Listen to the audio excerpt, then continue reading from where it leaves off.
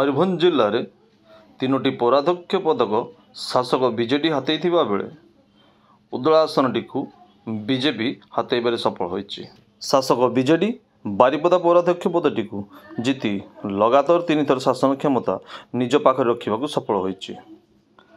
पूर्वतन पौराध्यक्ष कृष्णानंद महांती बीजेडी एथर बारिपदा पौराध्यक्ष प्रार्थी करथिला। आज घोषित फलाफल बीजेडी 9609 भोट व्यवधान बीजेपी कवि विष्णु शतपथी विजय लाभ करथिले। विजय पर निज समर्थकों सह परिक्रमा करथिले नूतन नगरपाल कृष्णानंद महांती। एटा होची विजयटा होची संपूर्ण भाव में बारिपदावासी बारिपदावासी माननीय मुख्यमंत्री स्वच्छ नेतृत्व को जेभली भाव में साहाय्य करचंती सहयोग करचंती एवं तांको प्रति समर्थन ज्ञापन करचंती सेतिपई तांको अनेक अनेक कृतज्ञता ज्ञापन करूछि।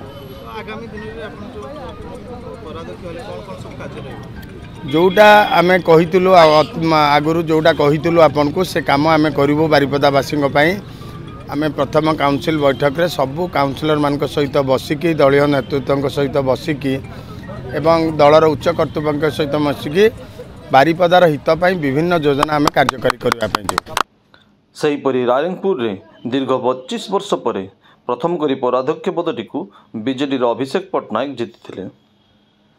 विजय पर दीर्घ 25 वर्ष धरी रायरंगपुर अंचल होइथिबा अन्याय को दूर करिवे बोली कहिसेंती रायरंगपुर नवनिर्वाचित अध्यक्ष अभिषेक पट्टनायक। आज दीर्घ 25 वर्ष पर तथा रायरंगपुर रे जो म्युनिसिपल एनएसी थिला बे म्युनिसिपालिटी प्रथम करी भाव में माननीय मुख्यमंत्री को आस्था विश्वास भरोसा को रखी रायरंगपुर जनसाधारण आज बीजेडी उपर भरोसा प्रथम थर पर विजु जनता दल को ये पौराध्यक्ष तथा 11टी काउंसिलर युक्त कराई माने रायरंगपुर सर्वसाधारण आज आमको आशीर्वाद देइछंती। आमे आगामी दिन में रायरंगपुर जो परिवर्तन हवा चली परिवर्तन को आमे आणिकी परिवर्तन रायरंगपुर सर्वांगीन उन्नति तथा रायरंगपुर जो माननीय मुख्यमंत्री गोटे खेब था रायरंगपुर दीर्घ 25 वर्ष केबे भी बीजेडी हाथ को जाई नथिला।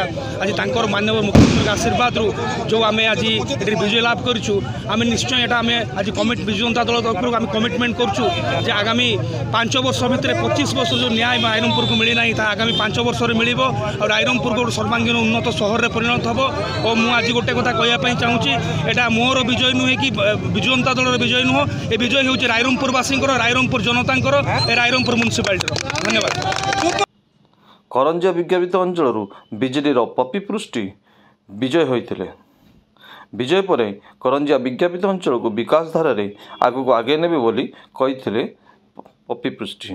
तो बहुत खुशी अच्छी प्रथमत मु आम करंजियावासी मानक बहुत बहुत अशेष अशेष धन्यवाद जनाऊँगी से मत सहयोग करते विपुल परिमाण भोट देके मत जो युक्त कर आम माननीय मुख्यमंत्री को भी तांकर आशा भरोसा विश्वास को जीते। तो या पर मोर दायित्व मुझे आशा भरोसा विश्वास को किपर भाव में तुलेबी आगे सब रही। जो विजय श्रेय क्या देवे विजय से तो प्रथमतः आम बापा दिलीप काका तापर आम करंजियावासी सब आम सांगे जे कर्मी अच्छा गोटे आप सर्वकनिष्ठ हिसाब से आप गोटे चैलेंज रहा विन होती करंजिया विज्ञापित अंचल कौन कर आशा रखते आम आगे जी मौलिक कार्य बाकी रही सर्वप्रथम तो मुझे सब पूरण करने चेष्टा करी।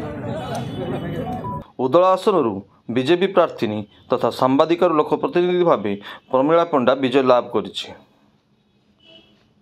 ब्यूरो रिपोर्ट शिमिलपाल खबर।